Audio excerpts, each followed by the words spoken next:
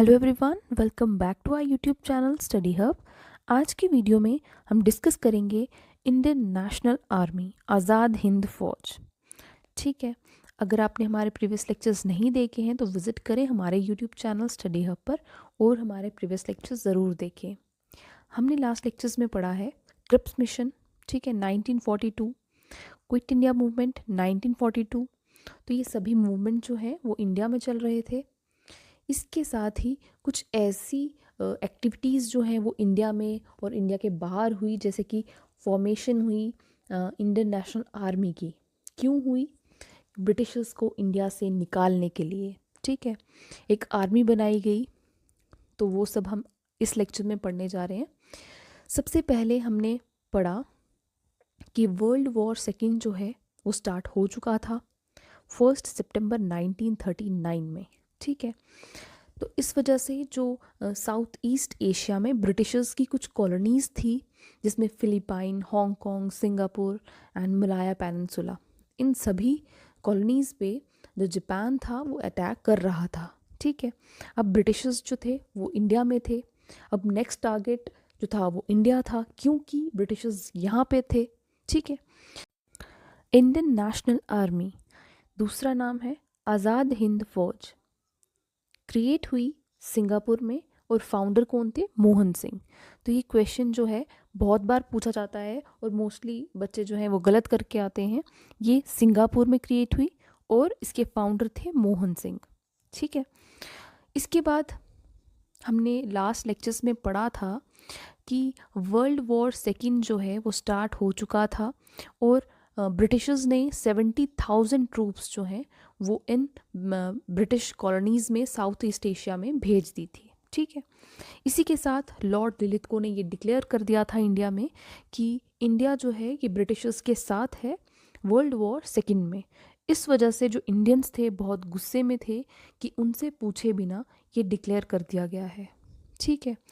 इसके बाद क्या होता है, इसी के साथ 1939 में त्रिपुरी कांग्रेस सेशन में एससी बोस नॉमिनेट हुए एज प्रेसिडेंट पोस्ट और गांधी जी ने नॉमिनेट किया पत्ता भाई सीतारमैया को, ठीक है। और होता क्या है, पत्ता भाई सीतारमैया हार जाते हैं, जिस वजह से ये एक कॉन्फ्लिक्ट जो है वो क्रिएट कर दिया जाता है गांधी जी और एससी बोस के बीच में हो जाता है क्रिएट, ठीक है। अब क्या था, अब ऐसा हुआ कि एससी बोस, सुभाष चंद्र बोस ने एक पॉलिटिकल पार्टी जो है वो बनाई जिसका नाम था फॉरवर्ड ब्लॉक। तो ये भी क्वेश्चन पूछा जाता है कि सुभाष चंद्र बोस द्वारा जो पॉलिटिकल पार्टी जो है वो बनाई गई उसका नाम क्या है, ठीक है। तो अब एससी बोस चाहते थे एक सिविल डिसओबीडियंस मूवमेंट जो है वो स्टार्ट किया जाए, ठीक है। बट गांधी जी नहीं माने, वो वैसे ही उनसे नाराज़ थे। जिस तरह से उनके बीच में कन्फ्लिक्ट जो है वो क्रिएट हुआ यहाँ पर प्रेसिडेंट की पोस्ट के लिए। इसके बाद क्या होता है, एससी बोस ने सोचा, सुभाष चंद्र बोस ने सोचा क्यों ना एक अपनी जो है अपने लेवल पे एक मूवमेंट स्टार्ट की जाए, मास मूवमेंट स्टार्ट की जाए। तभी उन्होंने कलकत्ता में स्टार्ट किया mass movement for the removal of Holwell monument, ठीक है। अब हॉलवेल क्या है, अब हॉलवेल मॉन्यूमेंट क्या था? हॉलवेल जो था वो वन ऑफ द सर्वाइवर था of black hole incident. Black hole incident में क्या हुआ था, एक डंजन में एक स्मॉल रूम, उसमें कोई विंडो नहीं थी, वहाँ पर 146 पर्सन्स को रखा गया। वहाँ पर दम घुटने से उनकी जो है वो डेथ हो जाती है।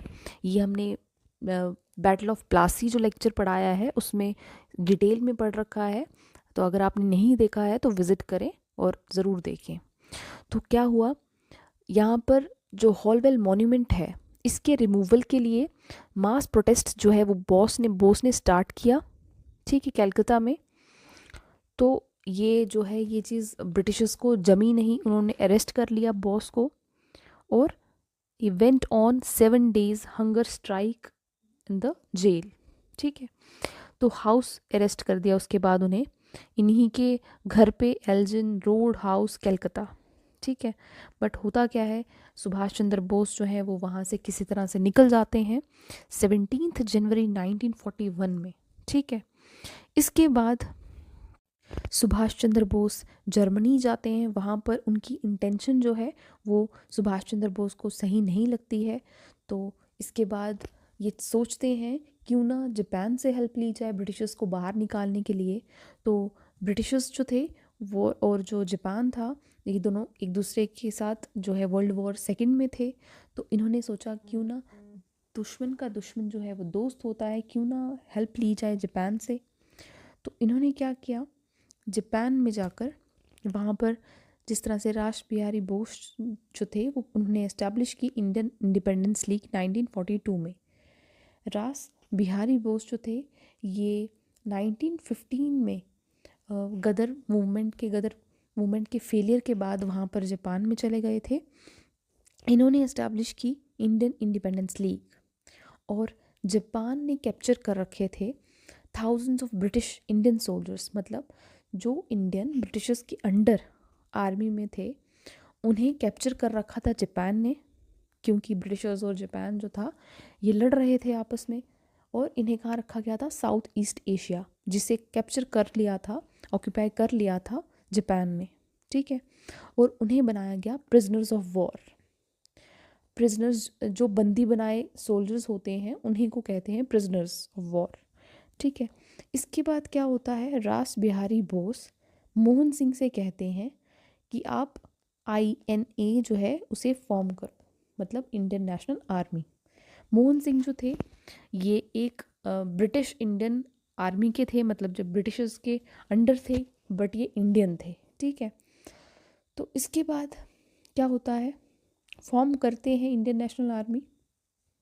जिस तरह से हमने स्टार्ट में ही पढ़ा कि किसके द्वारा जो है वो बनाई गई, क्रिएट की गई सिंगापुर में, और फाउंडर कौन थे, मोहन सिंह। तो यही वो नाम है।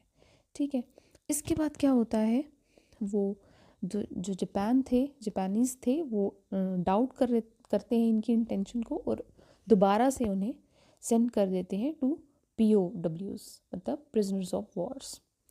ठीक है, इसके बाद 1943 में SC बोस जो है वो एंटर करते हैं जापान में। जिस तरह से हमने पढ़ा कि पहले वो जर्मनी गए, वहाँ पर उनकी इंटेंशन उन्हें सही नहीं लगी। उसके बाद वो जापान आते हैं और रास बिहारी बोस जो हैं वो कंट्रोल दे देते हैं SC बोस को INA का। उसके बाद रिवाइव करी गई INA और 4 बटालियंस जो हैं वो बनाई गई। पहली का नाम गांधी, आज़ाद, नेहरू और सुभाष, मतलब ये इंडियंस जो मेन लीडर्स थे उन्हीं के नाम पर ये 4 जो हैं बटालियंस बनाई गई और इनके हेडक्वार्टर्स रखे गए, एक रंगून में और एक सिंगापुर में। तो ये मैप में भी आप देख सकते हो, ये रंगून है, हाईलाइटेड है, डॉट से दिख रहा होगा, और ये सिंगापुर। ठीक है, इसके बाद यहाँ पर एक फीमेल इन्फेंट्री भी बनाई गई, Rani of Jhansi regiment, first female infantry. Captain कौन रही, लक्ष्मी स्वामीनाथन। तो ये फर्स्ट टाइम हुआ था कि फीमेल इन्फेंट्री जो है वो बनाई गई थी SC बोस के अंडर। ठीक है, इसके बाद यहाँ पर स्लोगन दिया गया, give me blood and I शिल गिव यू फ्रीडम, जय हिंद, कदम कदम बढ़ाए जा। ये सभी जो हैं ये SC बोस द्वारा दिए गए हैं। ठीक है, इसके बाद आज़ाद हिंद गवर्नमेंट इस्टेब्लिश की गई एट प्रोविंशियल लेवल। देन इनको जो सपोर्ट है फाइनेंशियली, मिलिट्री और पॉलिटिकल सपोर्ट जो था ये जापान के द्वारा दिया जा रहा था।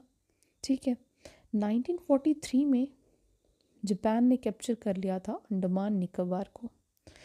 अभी उसका नाम जो है वो चेंज होकर शहीद और स्वराज हुआ है।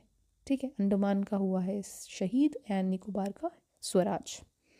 नॉमिनल अथॉरिटी टू आज़ाद हिंद फौज, इसकी जो नॉमिनल अथॉरिटी थी वो आज़ाद हिंद फौज के पास ही थी। ठीक है, इसके बाद आज़ाद हिंद फौज को फर्स्ट विक्ट्री जो मिलती है इंडियन सॉइल में वो कहाँ कहाँ मिलती है, नागालैंड, मणिपुर और राखीनी। तो पहली बार जो अनफर्ल किया गया या लहराया गया इंडियन फ्लैग को इंडिया में, तो वो कहाँ था, मणिपुर में, मोइरंग में। तो ये भी इम्पोर्टेंट है, कब हुआ ये, अप्रैल 1944 में पहली बार ऐसा हुआ था। ठीक है, तो इसके बाद एम्यूनिशंस और जो फूड है वो ख़त्म हो जाता है, गोलियां बारूद ख़त्म हो जाता है, तो उसके बाद क्या होता है, on 2 September 1945 world war second जो है वो एंड हो जाती है with the victory of allied powers, that is Britain और अमेरिका। अब ब्रिटेन अमेरिका जीत जाती है। उसके बाद अगस्त 1945 में नेताजी जो है वो प्लेन क्रैश में उनकी डेथ हो जाती है। ठीक है, तो आईएनए जो है काफ़ी इम्पॉर्टेंट टॉपिक है, इसमें काफ़ी सारी चीज़ें जो हैं, क्वेश्चंस जो हैं वो पूछे जाते हैं, जैसे कि किसने फॉर्म किया था, कितने नाम यहाँ पे इम्पोर्टेंट है, जैसे कि मोहन सिंह बटालियन जो है उनके नाम भी पूछे जा सकते हैं, कहाँ पर पहला जो है वो फ्लैग अनफोल्ड किया गया इंडिया में, तो कब किया गया, ये सभी चीज़ें जो हैं इस टॉपिक की बहुत इम्पोर्टेंट है। ठीक है, तो हमारे सभी लेक्चर्स हैंड रिटन फॉर्म में बनाए गए हैं।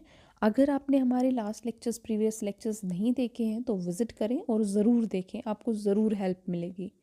ठीक है, तो नेक्स्ट लेक्चर में हम पढ़ेंगे CR formula. Till then bye bye, take care.